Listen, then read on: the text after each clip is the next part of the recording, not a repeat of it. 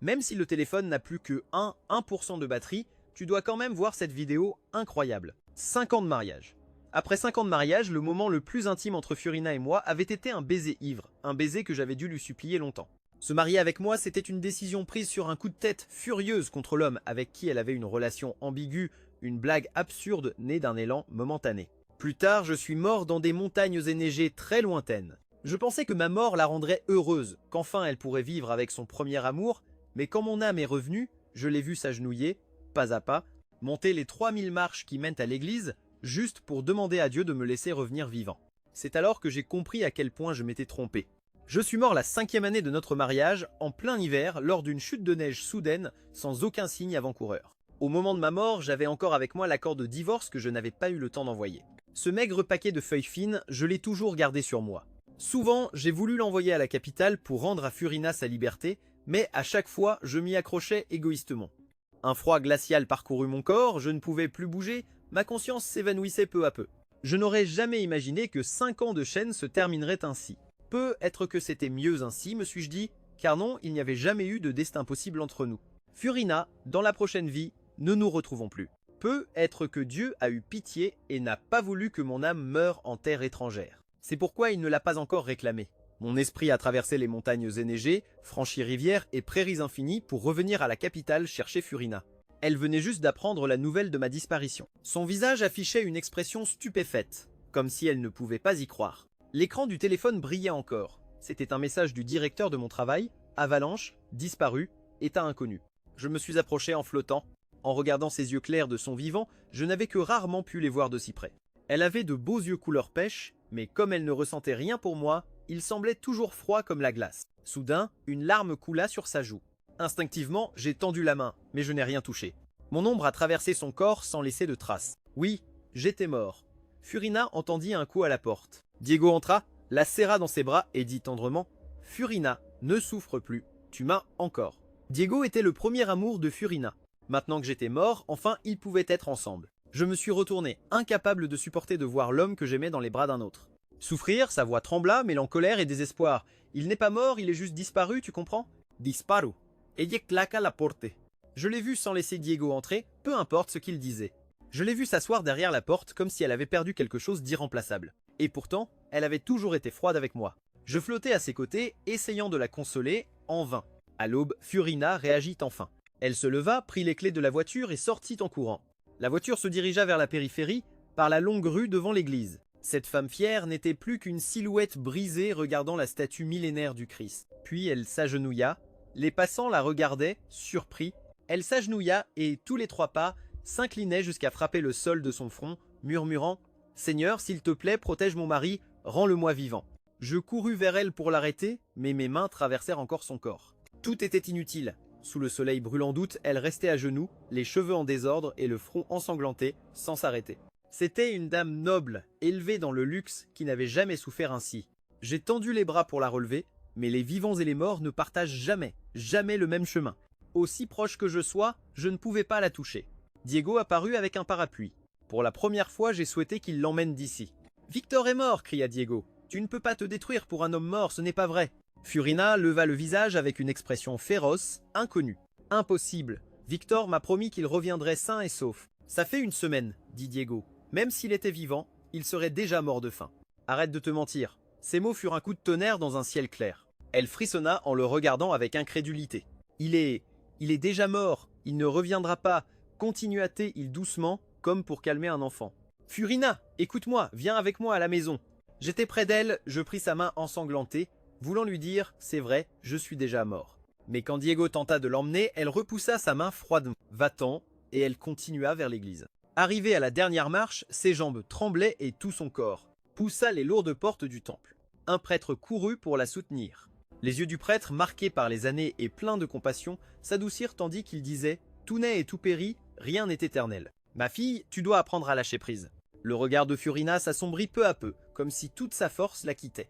Elle s'agenouilla sur le coussin de prière, inclina la tête en révérence, puis s'effondra, pleurant inconsolablement. Les cloches d'une église lointaine résonnaient entre les montagnes, profondes et solennelles. À cet instant, j'ai compris quelque chose. Je me suis jeté vers elle, désespéré, voulant lui dire « Furina, je suis déjà mort. Tu dois vivre heureuse, avoir une vie paisible. » Mon âme commença à se dissoudre dans la lumière. Un courant lumineux traversa mon corps une fois, deux fois, trois fois. Le ciel s'illumina. Au milieu de la confusion, je vis Hera, Furina, vêtue en mariée. Sa silhouette était élancée, charmante. La robe de soie blanche brillait. Elle semblait une déesse descendue sur terre. « Je ne veux pas partir encore », pensai-je les yeux humides. Maintenant, le marié peut embrasser la mariée. Ce baiser lors de notre mariage passé fut le plus grand regret de ma vie. Si je pouvais revenir en arrière, je clignai des yeux.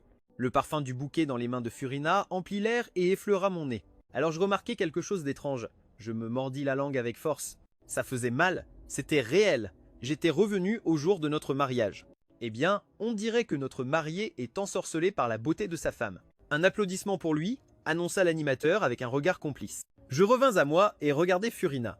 Elle était sereine, mais dans ses yeux se dessinait une légère ombre de tristesse. Avant que je puisse dire quoi que ce soit, je la pris par la taille, me penchai et l'embrassai sur les lèvres, complétant le baiser que dans ma vie précédente, je n'avais pas eu le courage de donner.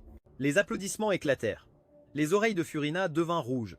Le mariage continua sans encombre, exactement comme dans l'autre vie, cette nuit-là. Furina se changea et enfila un pyjama confortable. Ses yeux montraient de la fatigue. Elle parlait au téléphone, pas avec quelqu'un, et en me voyant entrer, baissa la voix mais ne raccrocha pas.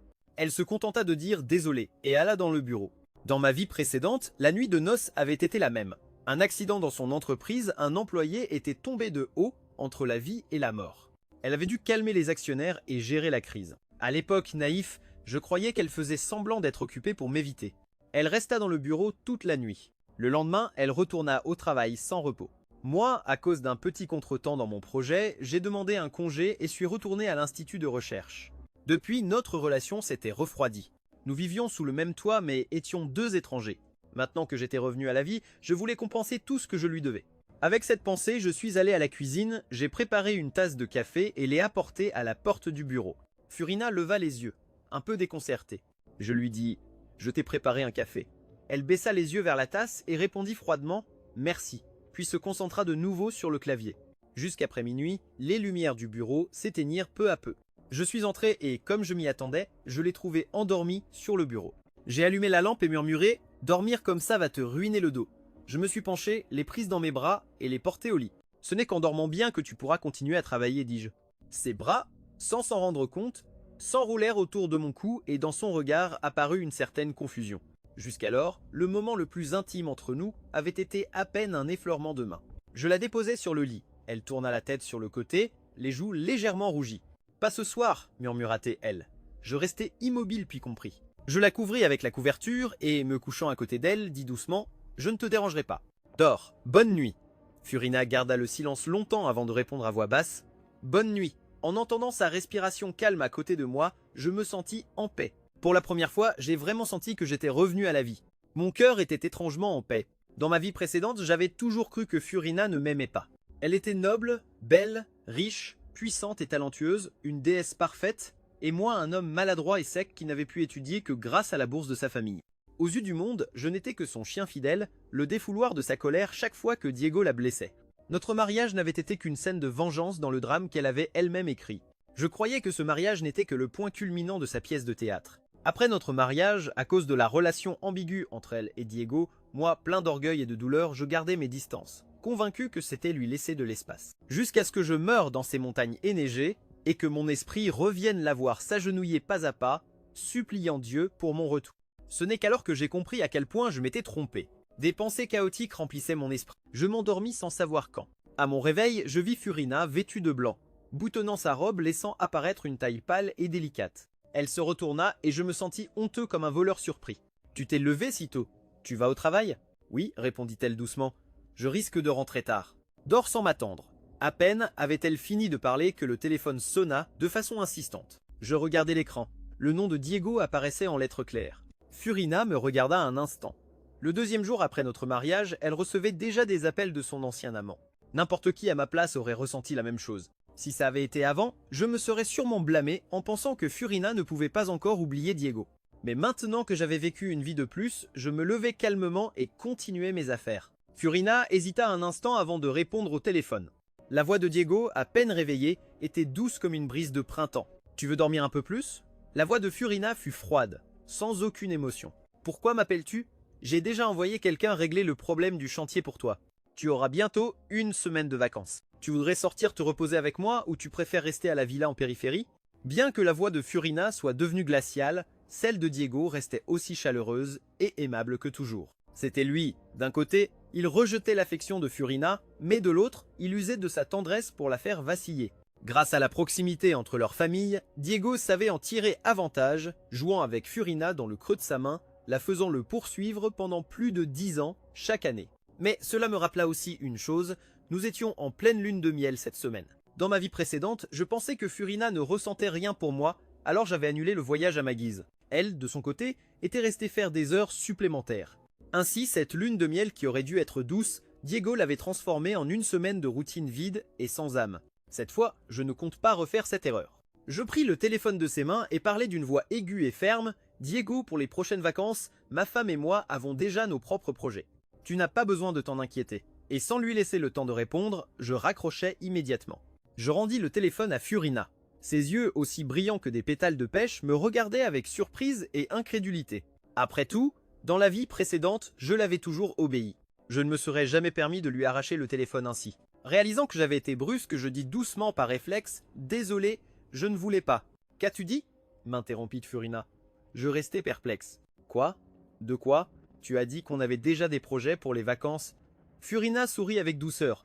Elle était déjà belle, mais quand elle souriait, c'était comme si la neige du printemps fondait, douce, chaleureuse, éblouissante. Il n'était pas étonnant que Diego soit devenu obsédé par elle. C'était vraiment une rose écarlate, fière et fascinante. Quand nous arrivâmes à l'hôtel, le ciel était déjà teinté d'orange. Après le dîner, Furina me demanda de faire une promenade au bord de la rivière. La brise du soir était douce. Le coucher de soleil dorait la surface de l'eau. Je venais à peine de lui prendre la main que soudain, nous tombâmes sur un groupe de personnes devant nous. Diego, quelle malchance, lui aussi nous vit et s'approcha en souriant. Derrière lui, plusieurs jeunes riches me regardaient avec un air moqueur, comme s'ils attendaient un spectacle. Je ne m'attendais pas à trouver. « Reste ici », dit Furina. Diego était peu être mon imagination, mais je sentis Furina serrer légèrement ma main. « Moi non plus, je ne m'attendais pas à te voir ici », répondit-elle. Elle s'arrêta un instant. Diego resta immobile.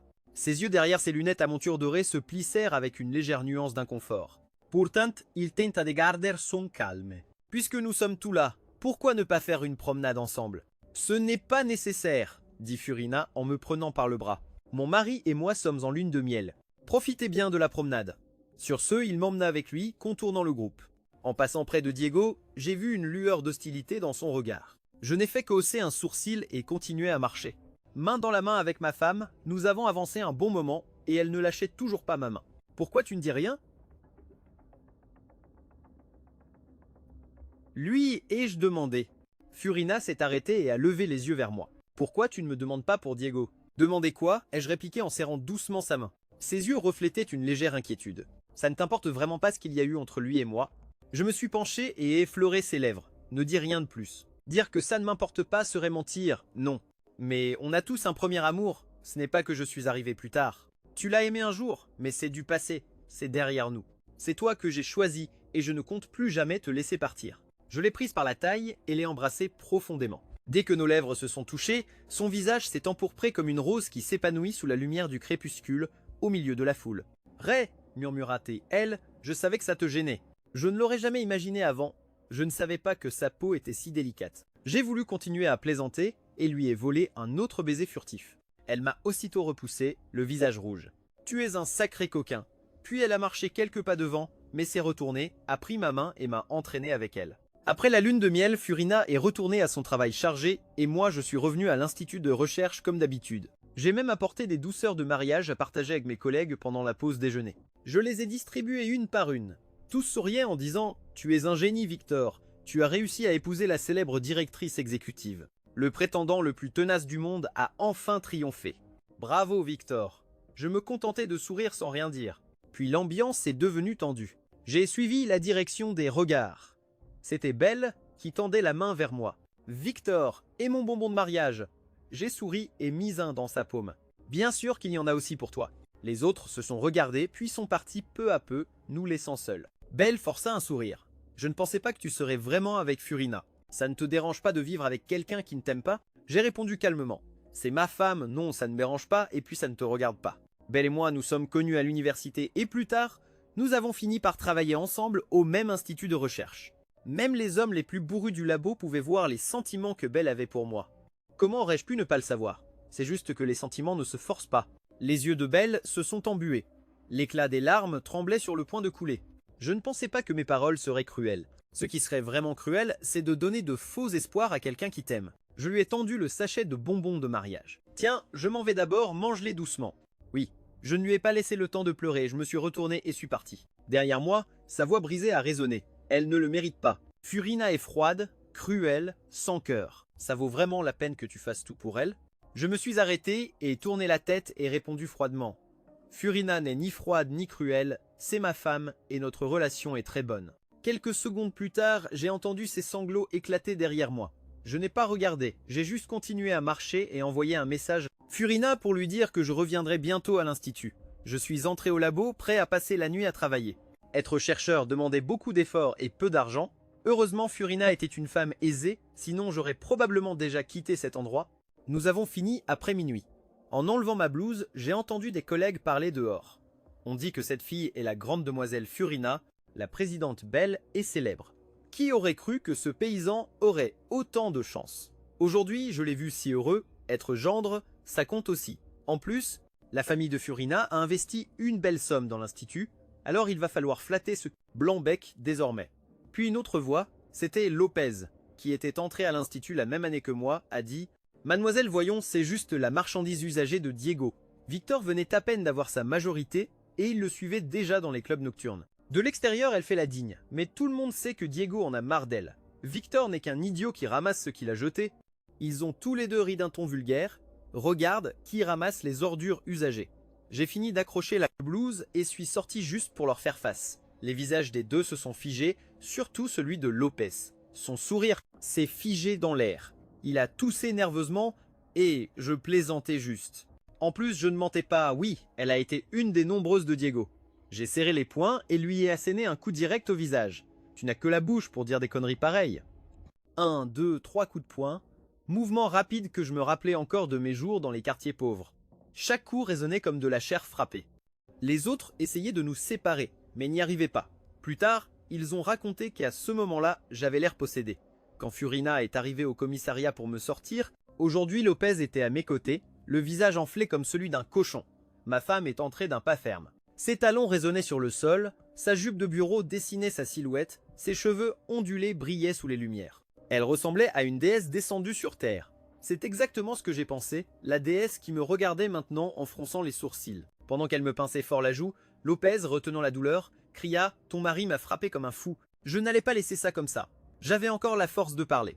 J'allais répondre, mais le regard tranchant de Furina m'a arrêté net. Finalement, tout s'est réglé pacifiquement, grâce au pouvoir et à l'influence d'elle, bien sûr. Sur le chemin du retour, Furina n'a pas dit un mot.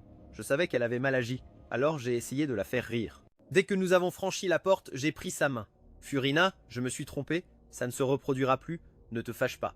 Oui, je vais te préparer quelque chose de bon tout de suite. » Elle m'a fusillé du regard et m'a donné un coup sec sur le front. « Très bien Victor, je ne savais pas que tu étais aussi bon au combat. Si on ne t'avait pas arrêté, tu aurais sûrement tué quelqu'un. » J'ai ri maladroitement. « Ton mari a le contrôle, je te jure. » Je sais exactement ce que je fais. Je ne tuerai jamais personne. Je te le jure, purement pour Dieu. Furina a respiré profondément plusieurs fois, encore fâchée. Et si quelque chose t'était arrivé, tu n'y as pas pensé? En la voyant plus calme, j'ai pris sa main doucement. Tu sais comment je suis, ce ne serait pas la première fois que je me bats. T'inquiète, ton mari n'est pas si idiot. Elle m'a lancé un regard froid, s'est levée et est allée dans la chambre. Génial, je suis mort. J'ai respiré en regardant le canapé. J'ai supposé que je dormirais là cette nuit. J'ai pris l'oreiller et l'ai secoué quand soudain Furina est sortie à nouveau. Ce n'est qu'alors que j'ai remarqué que mes jointures étaient fendues et saignaient. Furina baissa la tête, concentrée sur sa tâche. Quelques mèches de ses cheveux ont effleuré mon poignet, chatouillant la peau. Quand elle a fini de me bander, elle m'a pincé juste sur la blessure. J'ai lâché un sifflement de douleur. « Il se peut que tu aies été proche de moi un jour, dit-elle, mais je ne t'ai jamais considéré comme un remplaçant. Pendant toutes ces années, en réalité, je t'ai trop dû. C'est pour ça qu'ils ont osé t'insulter aussi ouvertement. » Enveloppée dans une écharpe beige, les yeux rouges et la voix faible, elle a continué. Je me suis assis à côté d'elle et lui ai dit doucement « Tu ne me dois rien. Tout ce que j'ai fait, c'est parce que je l'ai voulu. » C'était la pure vérité. Furina n'était pas comme Diego. Elle ne jouait jamais avec quelqu'un qui ne l'intéressait pas. Si elle rejetait quelqu'un, c'était avec fermeté. et j'ai utilisé l'excuse de la remercier juste pour pouvoir rester à ses côtés. Pendant toutes ces années, j'ai connu Furina quand elle avait 16 ans. Mes parents étaient divorcés depuis 3 ans. J'étais un gamin des rues sans but. J'avais abandonné les études. Je traînais dans les quartiers pauvres. Je fumais, me battais, buvais, une vie grise sans avenir en vue. En apprenant que mon ancienne prof, celle qui me donnait du pain en cachette, était malade, j'ai acheté un sac de pommes bon marché et suis allé la voir. En escaladant le mur sous le vent printanier, parmi les pétales de poirier tombants, j'ai vu Furina. Elle était debout contre le mur, entourée d'une lumière si douce qu'elle semblait un rêve. Les pommes m'ont échappé des mains, roulant jusqu'à ses pieds, et elle a été témoin de toute la misère de ma jeunesse. À l'époque, Furina avait 17 ans et accompagnait un adulte de sa famille qui visitait une usine dans mon village. Avant de partir, cet adulte a voulu financer les études d'un étudiant pauvre et elle l'a accompagné. Elle n'a rien dit, restée aussi froide que je l'ai toujours connue, mais s'est baissée, a ramassé les pommes et les a remises dans mes mains. Après ce jour, je suis retourné à ma vie sombre jusqu'à ce que ma prof m'appelle. Quelqu'un avait payé mes études et mes frais et me demandait de retourner à l'école. L'argent venait de la bourse de ce philanthrope, mais je savais que c'était Furina qui m'avait cédé sa place dans la vie précédente. Aujourd'hui, avant de déménager à la capitale, je suis retourné au village et ma prof retraitée m'a dit « Cette bourse était déjà attribuée. La fille a demandé qu'on t'ajoute pour les autres. Même pour Furina, il semblait que j'étais celui qui la protégeait, qui se sacrifiait pour elle, mais moi seul savais que c'est Furina qui a sauvé ma vie. Quand elle a servi son 3e verre, je le lui ai arraché aussitôt. Elle a essayé de le récupérer, mais j'ai levé la main. Pour une fois, ma taille m'a donné l'avantage. Ne pouvant l'atteindre, Furina s'est fâchée, a serré ses genoux contre elle et m'a tourné le dos sans me regarder. J'ai soupiré. L'alcool te fait du mal, mon amour. Elle est restée silencieuse. Alors j'ai adouci le ton, presque comme pour calmer un enfant. Amour, ne bois plus ça, c'est ta mère. Laisse-moi te préparer un thé poire-miel. Oui, Furina a hésité un instant et murmuré. Il faut qu'il y ait du miel. D'accord, beaucoup de miel. Je l'ai prise dans mes bras avec la couverture et l'ai soulevée. Avec l'expérience de ma vie précédente, ces paroles blessantes ne m'importaient plus. L'institut était trop occupé. Les rumeurs finiraient par s'estomper avec le temps. Mais Furina ne voyait pas les choses ainsi. Elle a mis la pression sur les supérieurs, fait enquêter sur Lopez et, 1 mois après ma suspension, elle a quitté l'institut. Dans la vie passée, Lopez avait été renvoyé pour avoir presque divulgué des informations confidentielles, sûrement sans lien avec elle, mais cette fois je savais avec certitude que Furina était intervenue. Depuis, personne n'a osé murmurer sur nous. En fin d'année, Furina m'a emmené à la fête de fin d'année du groupe d'entreprise. Elle portait une élégante robe en velours noir qui mettait en valeur sa beauté hypnotisante. Elle a pris ma main et m'a présenté à chacune des figures importantes du monde des affaires. Et bien sûr, dans un endroit pareil, il était inévitable de croiser Diego. À ses côtés se trouvait la fille d'un puissant politicien. Ils venaient d'annoncer leur fiançailles, une union entre politique et affaires aux bénéfices incalculables. Parmi la foule, son regard s'est posé sur Furina. Je ne sais pas à quoi il pensait. J'ai moi-même été surpris d'entendre la nouvelle des fiançailles, car dans la vie passée, à ce même moment, il la poursuivait encore avec ferveur. Les fiançailles sont arrivées bien plus tard, mais en y réfléchissant, ça avait du sens « peut-être ». La grande salle s'est transformée en espace de négociation où les entrepreneurs discutaient de leurs plans pour la nouvelle année. Je me suis retiré silencieusement au balcon juste pour pouvoir respirer un peu. On dirait que toi et Furina vous entendez bien. Je n'ai pas su quand le père de Furina était entré. Malgré ses plus de 50 ans, il dégageait toujours une sévérité tranquille et un esprit lucide. J'ai hoché légèrement la tête et répondu « Après tout, on se connaît depuis longtemps. » Monsieur Joseph, son père, a soupiré. Cette fille a un caractère fort. Sa mère est morte tôt et à la maison, il n'y a jamais eu beaucoup d'affection. Comme elle n'était pas heureuse sous ce toit, il a été facile pour ce Diego de s'immiscer. Au final, c'est entièrement ma faute. En tant que père, je lui ai trop manqué. J'ai baissé les yeux vers mon verre sans dire un mot. C'était vrai, il n'y avait pas de lien profond entre Furina et sa famille. Pendant de nombreuses années, elle ne rentrait même pas à la maison à Noël. Après la mort de sa mère, son père était toujours occupé par le travail, et c'est Diego qui passait le plus de temps à ses côtés. Monsieur Joseph a continué. Je ne lui en ai pas voulu d'avoir été si proche de Diego avant. J'ai répondu doucement, je prendrai soin d'elle. Il m'a lancé un regard perçant et a dit, à moitié en plaisantant, à moitié sérieux, si jamais tu lui fais du mal, je ne resterai pas les bras croisés. J'ai levé les yeux et les regardé fixement, mais j'ai préféré garder le silence. Furina est ma femme, et je finalement dis, c'est elle qui m'a choisi et je ne compte pas la décevoir. J'espère bien, a dit Joseph en allumant une cigarette. Allez, retourne à l'intérieur, elle est occupée à socialiser. Même si tu ne comprends pas grand-chose aux affaires, tu devrais écouter pour pouvoir aider un peu. J'ai hoché la tête et suis retourné dans la salle. Furina m'a demandé à voix basse. Mon père ne te dérange pas, hein? J'ai secoué la tête. Non, mais son expression restait tendue et elle avait raison. Monsieur est resté 1 semaine. À l'époque, tout le monde, moi y compris, pensait qu'elle se mariait avec moi juste pour embêter Diego. Même son père y croyait. Après tout, quel beau-père rencontre son gendre pour la première fois le jour du mariage? Dans ma vie précédente, quand Furina m'a demandé le divorce, c'est monsieur Joseph lui-même qui est venu me supplier de la retenir. Il a dit « Diego n'est pas un homme bien, je ne peux pas laisser ma fille se jeter dans le feu. » Ray, amèrement, j'ai entouré la taille de Furina et lui ai raconté. Il a aussi dit que si jamais tu lui faisais du mal, il me couperait en 8 morceaux. Furina est restée immobile un instant, puis a laissé échapper un petit rire. Mon père a vraiment dit ça. Après la fête, nous sommes rentrés en voiture. Furina était un peu ivre, appuyée sur mon épaule, calme comme un chaton somnole. Mais en arrivant, il y avait un visiteur inattendu devant la porte. Furina a regardé dehors en serrant les lèvres. Diego était appuyé contre le mur, la tête baissée sous la pluie fine de la nuit. Diego était appuyé contre le mur, la tête baissée sous la fine pluie nocturne. Il ressemblait à un amant abandonné, pathétique et sentimental. Je souris ironiquement. Quoi? Tu ne comptes pas sortir le couteau cette fois? Nous sommes descendus de la voiture. En nous voyant, Diego a couru vers nous. Quand il a remarqué mon manteau sur les épaules de Furina, son regard s'est visiblement assombri. Il ne supportait pas cet air de pauvre victime. Je lui ai parlé d'un ton aigu et froid. « Diego, à cette heure-ci, tu devrais être avec ta fiancée. Que fais-tu devant ma porte ?» Il regarda Furina d'une voix tremblante. « Furina, pouvons-nous parler? Le sujet de la coopération pour l'année prochaine, je l'ai déjà discuté avec ta sœur. » Elle répondit calmement « Je sais qu'il reste des affaires en suspens entre nos familles. »« Je ne parle pas de ça, Furina. » Je serrai le manteau sur ses épaules et dis avec mépris « Qu'est-ce que tu regardes? Tu n'as jamais vu un mariage heureux ?»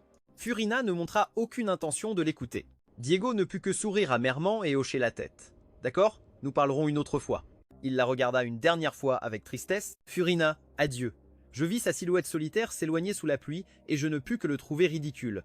Avant de m'épouser, il avait toujours été le préféré dans le cœur de Furina, mais c'est lui-même qui l'a repoussé, et maintenant, en la perdant, il faisait semblant d'être le plus blessé. Furina murmura « Diego !» Il se retourna aussitôt avec une lueur d'espoir.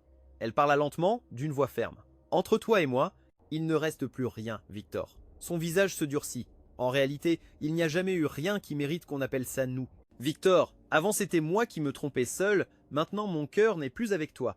Dorénavant, chacun suivra son propre chemin. » Elle prit ma main et ajouta « Victor, ne la laisse plus jamais me déranger. » Diego resta immobile, comme si son monde s'était effondré. Je l'entourai d'un bras et la conduisis à l'intérieur. La pluie tombait de plus en plus fort, et sa silhouette resta là sous le porche, immobile. Je tirai les rideaux. Furina, indifférente à tout, se blottit dans la couverture et sourit. La soupe de poire est particulièrement douce aujourd'hui. Depuis cette nuit-là, Diego a complètement disparu de nos vies. La prochaine fois que je l'ai vu, c'était à son mariage avec Mabuka.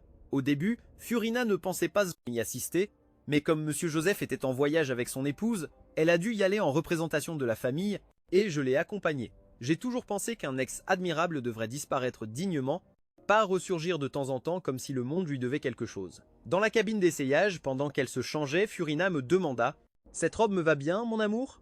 Je souris, levai le rideau et pris sa main avec tendresse. « Tu es magnifique, comme toujours. » Pendant la cérémonie, quand Diego vit Furina, il fut capable de lever son verre et de porter un toast sans hésiter. Après cela, il disparut définitivement de notre monde. Des années plus tard, une nouvelle sur la découverte d'une nouvelle espèce dans les montagnes enneigées devint virale. J'ai eu l'idée d'y voyager. Dans ma vie passée, j'y étais déjà allé, disant que c'était pour m'éloigner de Furina, mais en réalité, c'était pour cette étrange fleur de neige mutante. Quand Furina l'apprit, elle se fâcha beaucoup, mais avec le temps, elle comprit ma raison. 2 jours avant mon départ, elle m'emmena dans une église en périphérie de la ville. Dans la vie précédente, elle était aussi venue prier pour moi, et cette fois encore, elle le fit. Une émotion profonde remplit ma poitrine. Nous nous agenouillâmes devant l'image solennelle du Christ, et elle me suspendit une croix au cou, me demandant de ne pas la perdre. Déjà sur le plateau, l'air raréfié me fit souffrir. Au début, il me fallut presque 2 mois pour m'adapter. Furina m'appelait en visioconférence tous les jours, insistant pour que je prenne tous les médicaments et toniques qu'elle m'avait envoyés.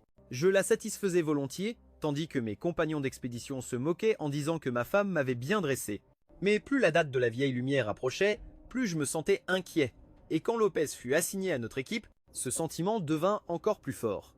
Je pensais que comme ma relation avec Furina avait changé, tout dans cette vie serait différent, mais maintenant je réalise.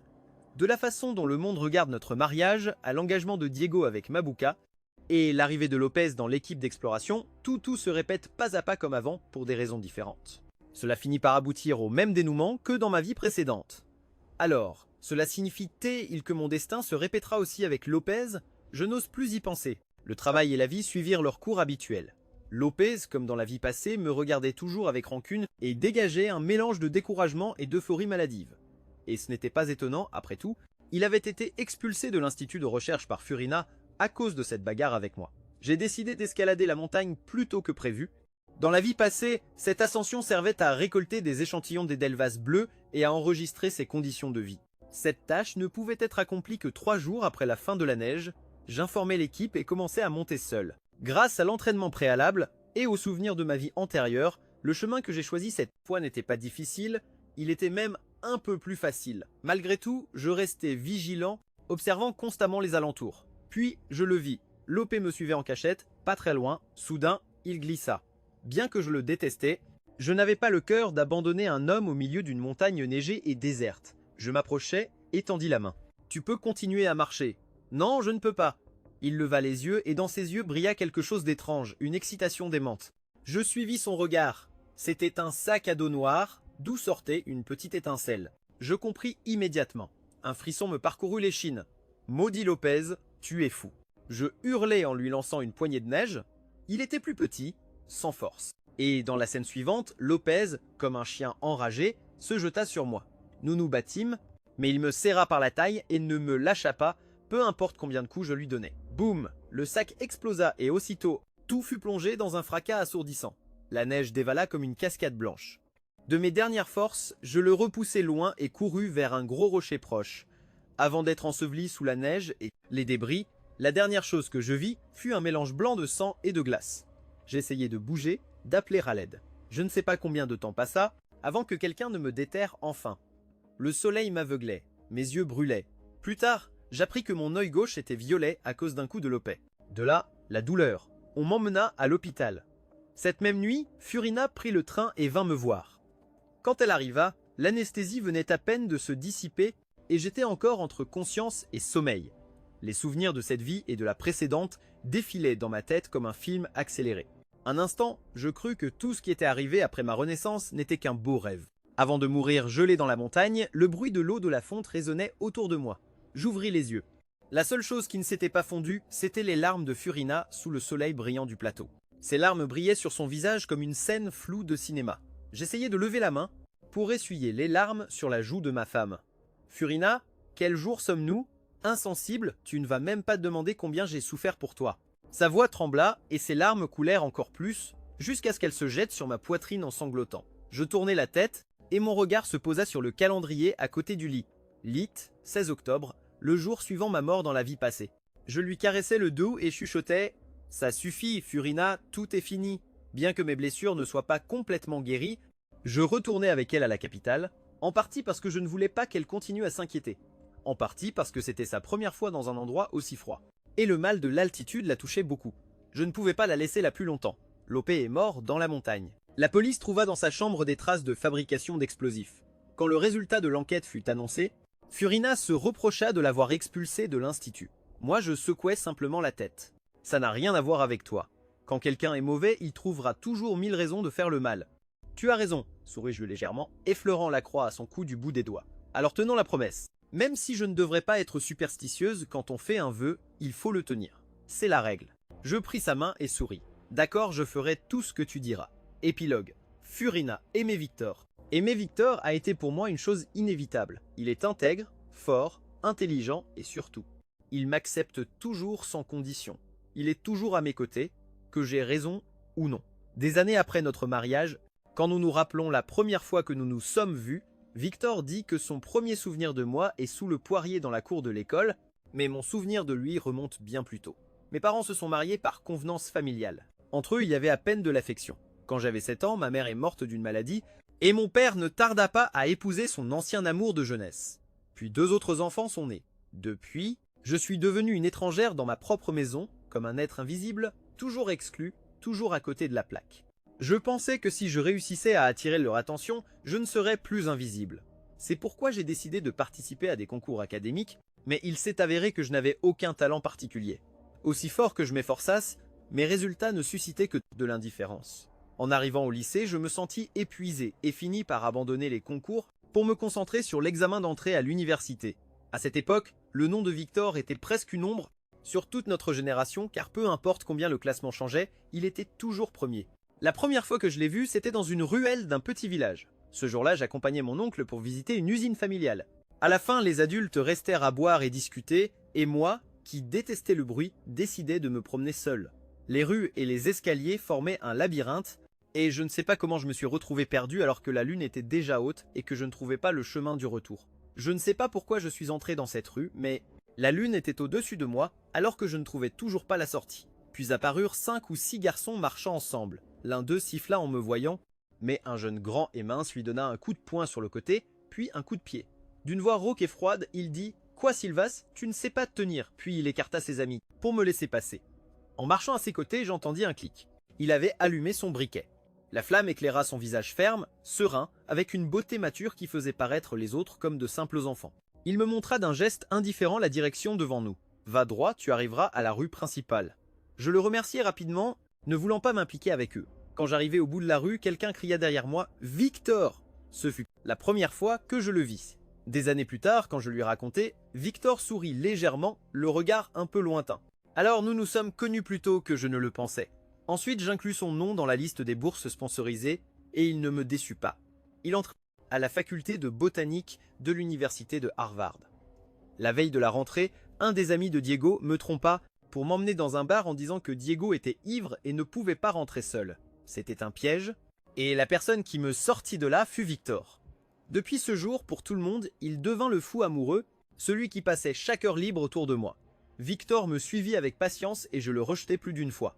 Pourtant, depuis qu'il était apparu, mes yeux ne cherchèrent plus Diego. On dit que l'amour est comme la mort, imprévisible, incroyable et inévitable, et ce n'est qu'après avoir rencontré Victor que j'ai vraiment compris cette phrase. Il me fallut 5 ans pour accepter que je l'aimais, 4 à l'université, et un de plus après être entré dans le groupe d'entreprise. Quand enfin je compris mes sentiments, c'est moi qui lui proposai le mariage. Il me regarda calmement, et ce feu en moi ne provoqua aucune réaction. Je remarquai une petite ondulation dans son regard. Alors je compris, 5 ans suffisent à clarifier mon cœur, mais aussi à faire disparaître l'amour de quelqu'un d'autre. 5 ans peuvent être une éternité, l'éternité. Je craignais de perdre Victor, alors j'organisai le mariage en urgence.